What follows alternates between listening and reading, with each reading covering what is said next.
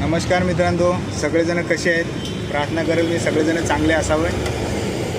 आणि तुम्हा सगळ्यांना एक छोटीशी गोष्ट सांगायला आलेलो आहे की लाईफमध्ये जर कोणी पुढे जात असेल ना, तो कोणाला बघवत नाही. या गोष्टीमध्ये तुम्ही पण सगळ्यांना माहीत असेल. आणि पुढे जाण्यासाठी लोक आपल्यावर टीका करतील, आपल्याला लोक काही बोलतील.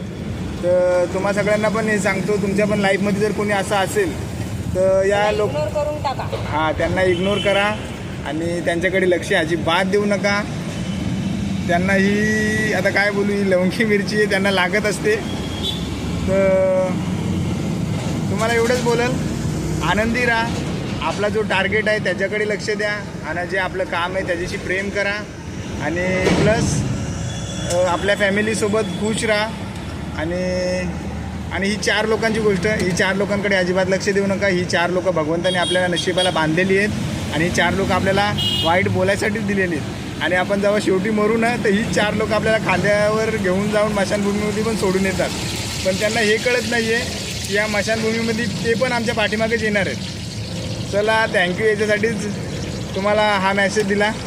तर सगळेजण लाईफमध्ये खुश राहा आणि चांगले राहा.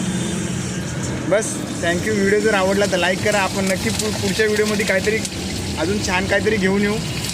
चला, बाय.